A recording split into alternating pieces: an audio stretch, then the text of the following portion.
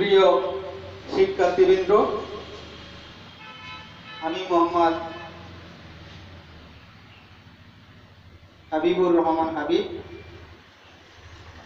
Online ভিত্তিক ক্লাসে তোমাদের স্বাগতম।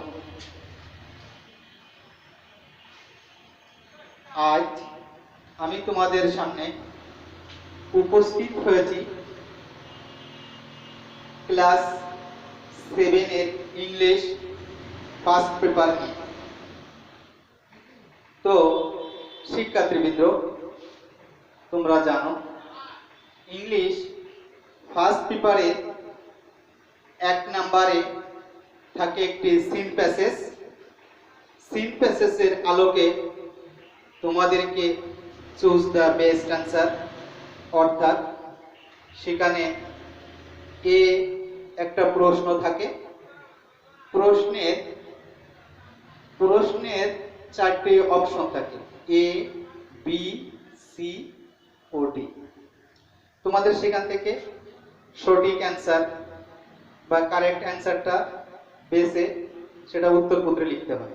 এটা থাকে 1 নম্বরে, যেটা বিগত ক্লাসে আলোচনা হয়েছে। তো 2 নম্বরে থাকে আরেকটা সিন প্যাসেজ। সিন প্যাসেজটি সুন্দর করে পড়ে সেখান থেকে কোশ্চেন থাকে, তো কোশ্চেনের অ্যান্সার লিখতে হয়। 3 নম্বরে নাম্বার 3-এ থাকবে একটি আনসিন প্যাসেজ। তো আনসিন প্যাসেজটি তোমাদের প্র্যাকটিস করানো হয় বিভিন্ন বইয়ের আলোকে। তো প্রশ্নে আনসিন প্যাসেজ থাকবে, তো আনসিন প্যাসেজটি সুন্দর করে পড়ে তার অর্থ বুঝতে হবে। অর্থ বোধগম্য হলে প্রশ্নে যেতে হবে। তো প্রশ্নের ফিগারটাতে দেখা হচ্ছে যে completing the following table with the information given in the passage. তো 5টি থাকবে, প্রত্যেকটি নাম্বার থাকবে 1, অর্থাৎ এই প্রশ্নে 5 নাম্বার পাওয়া যায় যদি সুন্দরভাবে লেখা হয়। শিক্ষার্থীবৃন্দ, তো আমাদের প্রশ্নের গায়ে তোমাদের যে পরীক্ষার হলে যে প্রশ্ন পাবে সেই প্রশ্নে 3 নম্বরে লেখা থাকবে read the text and answer the following question. ব্যাপারটা হচ্ছে আমরা যে এই প্যাসেজ থাকবে, প্যাসেজটি আমাদেরকে সুন্দরভাবে পড়তে হবে।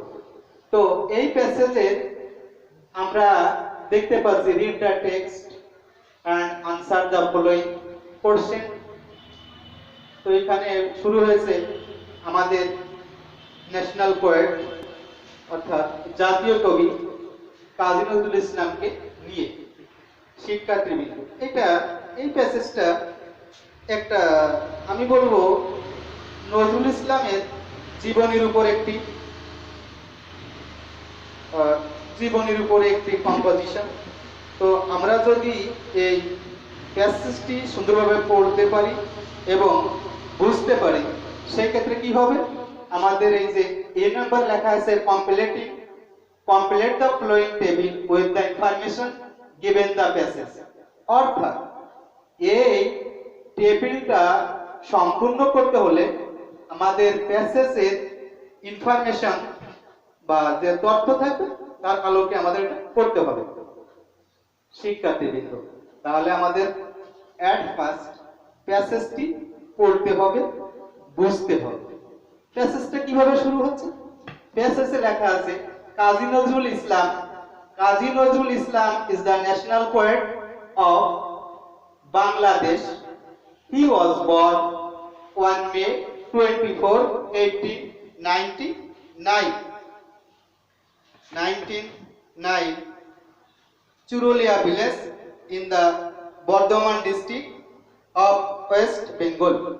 আবার বলছি, Kazi Nazrul Islam is the national poet of Bangladesh. He was born on May 24, 1899 at Churulia village in the Bardhaman district of West Bengal. শিক্ষার্থীবৃন্দ, এই সেন্টেন্সের বাংলা অর্থ হলো কাজী নজরুল ইসলাম কাজী নজরুল ইসলাম 1899 খ্রিস্টাব্দে 24শে মে পশ্চিমবঙ্গের বর্ধমান জেলার চুরুলিয়া গ্রামে জন্মগ্রহণ করেন। শিক্ষার্থীবৃন্দ, এখানে একটা ইম্পর্টেন্ট ব্যাপার হচ্ছে যে কাজী নজরুল ইসলামের জন্ম তারিখ এবং সাল। তো আমরা দেখতে পাচ্ছি কাজী নজরুল ইসলাম 1899 খ্রিস্টাব্দে 24শে মে জন্মগ্রহণ করেন। কোথায় জন্মগ্রহণ করেন? বর্ধমান জেলার চুরুলিয়া গ্রামে। এটা পশ্চিমবঙ্গে, বর্তমান পশ্চিমবঙ্গে আছে। তো নেক্সটে বলা হচ্ছে his father was Qazi Fakir Ahmed and mother was Zaida Khatun. His father was Qazi Fakir Ahmed and mother was Zaida Khatun. তিনার পিতা ছিলেন ফকির আহমেদ এবং মা ছিলেন জায়দা Khatun. His father died when he was only 9 years old. His father died when he was only 9 years old. তিনার বয়স যখন মাত্র 9 বছর তখন তিনার পিতা মারা যান। শিক্ষার্থীবৃন্দ, এখানে কাজী নজরুল ইসলামের 9 বছর বয়সে তাহার পিতা মারা যায়। তার পিতা এক্স্যাক্টলি কোন সনে বা কোন খ্রিস্টাব্দে মারা যায় সেটার কথা এখানে উল্লেখ নেই।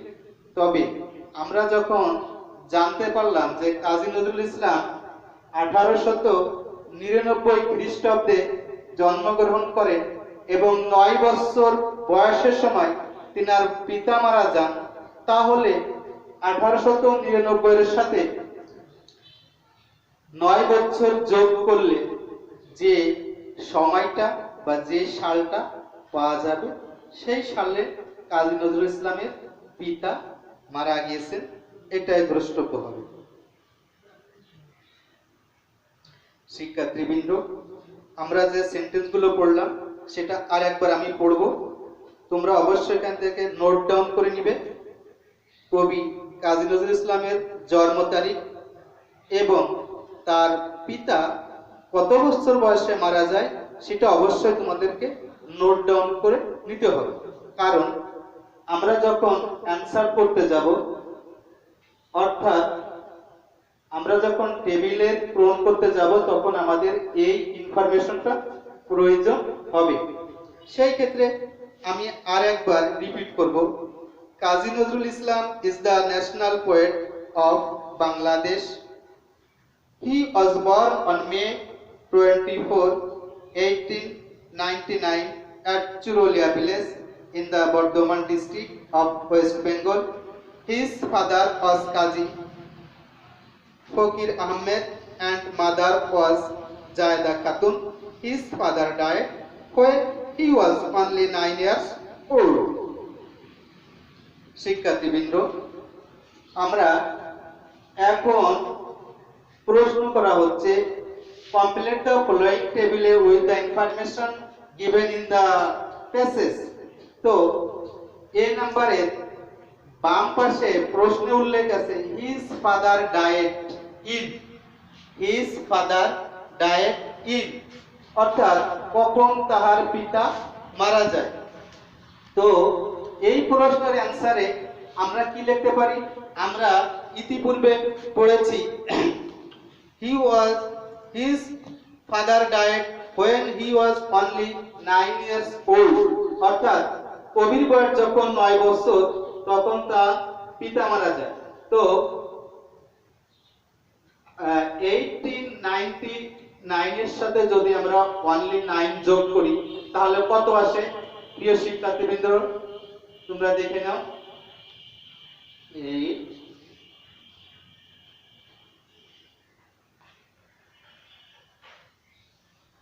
তো এই সালটা আমরা পেয়েছি, সেটা হচ্ছে 1808। কবি কবির পিতা মারা যান 1808 খ্রিস্টাব্দে। প্রিয় শিক্ষার্থীবৃন্দ, আমরা এইভাবে টেবিল আকারে অ্যান্সার করতে পারি, অথবা শুধু আমরা দাগ নাম্বার, এটা আছে আপনার, এটা 3 নাম্বার, 3 এর এ, এটা লিখে আমরা এখানে শুধু যেটা অ্যান্সার হবে সেটাও লিখতে পারি।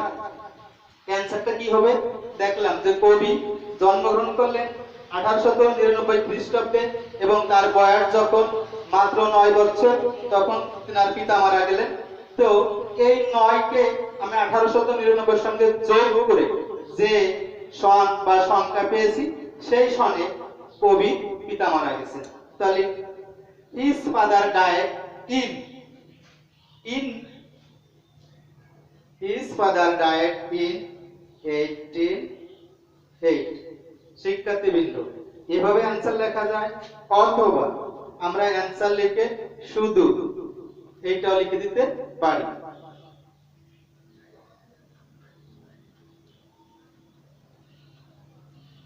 Number A. শিক্ষার্থীবৃন্দ, তোমরা বুঝতে পেরেছো যে এ নাম্বারের অ্যান্সারটা আমরা কিভাবে পেয়েছি। Number B, he died, he had a life of struggle from। শিক্ষার্থীবৃন্দরা, he had life of struggle from, কখন থেকে তার জীবনের সংগ্রাম শুরু হয়েছে। যেহেতু কবির 9 বছর বয়সে তার পিতা মারা গিয়েছেন, তখন আমরা বুঝতে পারছি যে শৈশব থেকেই তার এই স্ট্রাগল বা জীবন সংগ্রাম শুরু হয়েছে। তাহলে আমরা কি লিখতে পারি? হিজ চাইল্ডহুড, হিজ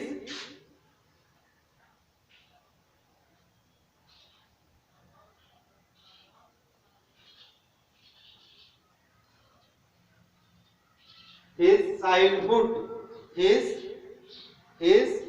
childhood, তার শৈশব থেকে।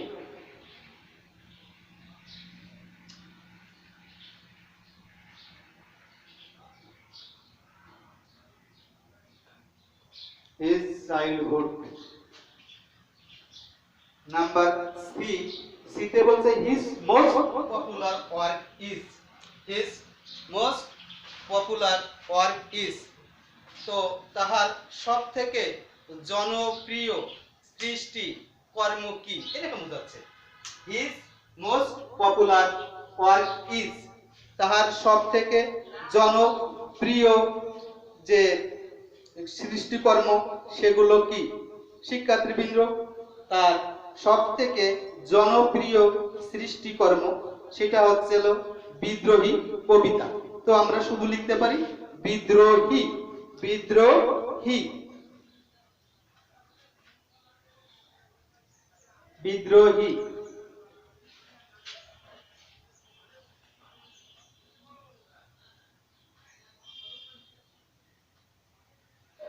বিদ্রোহী, তার সব থেকে জনপ্রিয় কর্মের সৃষ্টিকর্মের নাম হচ্ছে বিদ্রোহী।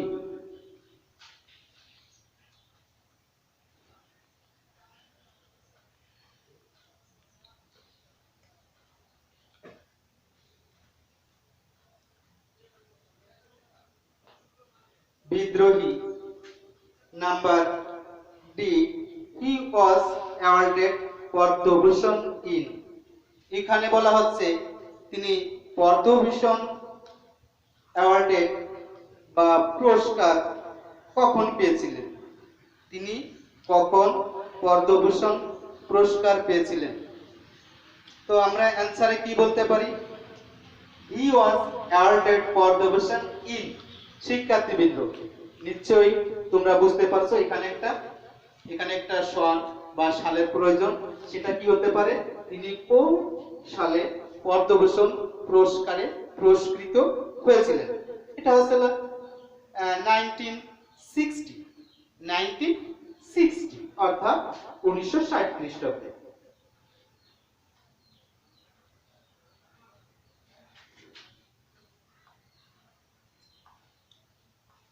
1960। শিক্ষার্থীবৃন্দ, লাস্টে দেখাচ্ছে হি ডায়েড ইন, তিনি কখন মারা যান। প্যাসেজের লাস্টে আমরা দেখতে পাচ্ছি একটা সেন্টেন্স, আমরা দেখি সেন্টেন্সে লেখা আছে কি, হি ওয়াজ অলসো অ্যাওয়ার্ডেড 21 পদক by the government of Bangladesh in February 1976। আবারও বলছি, he was also awarded the 21 পদক by the government of Bangladesh in February 1976।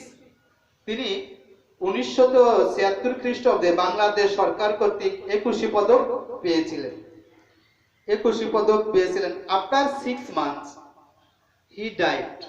শিক্ষার্থী বন্ধুরা, এখানে ডিরেক্টলি নজরুল ইসলামের জন্ম সন উল্লেখ নেই, তবে একটা ইঙ্গিত এখানে আমরা পাচ্ছি যে কবি 1976 সালের ফেব্রুয়ারি মাসে 21 পদক পেয়েছিলেন ফেব্রুয়ারি মাসে, এবং তার থেকে 6 মাস পর কবি মারা যান। তো শিক্ষার্থীবৃন্দ, ফেব্রুয়ারি মাস বছরের দ্বিতীয় মাস, অর্থাৎ 2 মাস, আর এই ফেব্রুয়ারি মাসের হলো 2 মাস, বছরের দ্বিতীয় মাস হচ্ছে ফেব্রুয়ারি, এবং তার 6 মাস পর, আফটার 6 মান্থস, 6 মাস পরে কবি মারা যান। তাহলে 6 মান্থ আফটার মানে পরে, সেই ক্ষেত্রে আমরা 6 এর সঙ্গে যদি যোগ করি তাহলে কত আসে দেখা যাক, 6 আর 2 8, অর্থাৎ 8 মান্থ। 1976 সালের 8 মান্থ হচ্ছে, আমরা পড়ে দেখি, জানুয়ারি, ফেব্রুয়ারি, মার্চ, এপ্রিল, মে, জুন, জুলাই, আগস্ট। 8 মান্থ মানে হচ্ছে এখানে আমরা দেখছি আগস্ট মাস, অর্থাৎ এখানে হি ডায়েড ইন আগস্ট, 1976।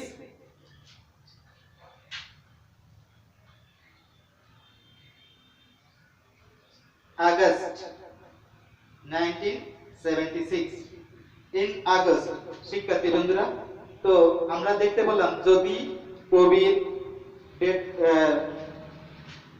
মৃত্যুর তারিখ সরাসরি প্যাসেজে উল্লেখ নেই, সেই ক্ষেত্রে একটা ইঙ্গিত আছে যে কবি 21 পদক পাওয়ার 6 মাস, ফেব্রুয়ারি মাসে 21 পদক পান এবং তার 6 মাস পরে কবি মারা যান।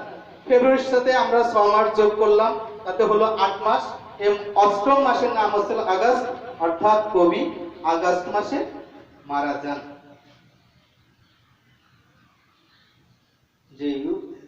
আগস্ট 1976। শিক্ষার্থীবৃন্দরা, আমরা আশা করি যে প্যাসেজটা যেভাবে আছে, তোমাদের প্রশ্নে যেভাবে প্যাসেজ থাকবে এইভাবেই থাকবে। তো সব অ্যান্সার ডিরেক্টলি প্যাসেজে থাকবে না, তবে প্যাসেজে প্রত্যেকটা অ্যান্সার সম্পর্কে ধারণা দেয়া থাকবে, ইঙ্গিত দেয়া থাকবে।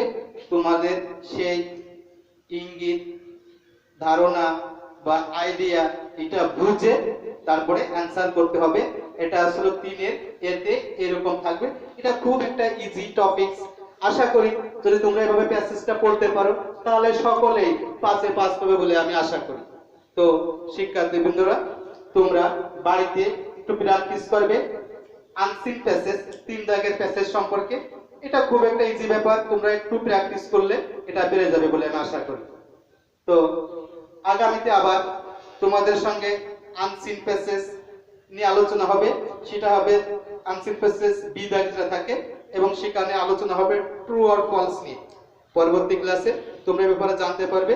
আর যে ক্লাসটা তোমাদের সামনে এখন উপস্থাপন করলাম সেটা তোমরা অবশ্যই সময় নিয়ে দেখবে বন্ধুরা। আশা করি উপকৃত হবে। ধন্যবাদ, আবারও দেখা হবে।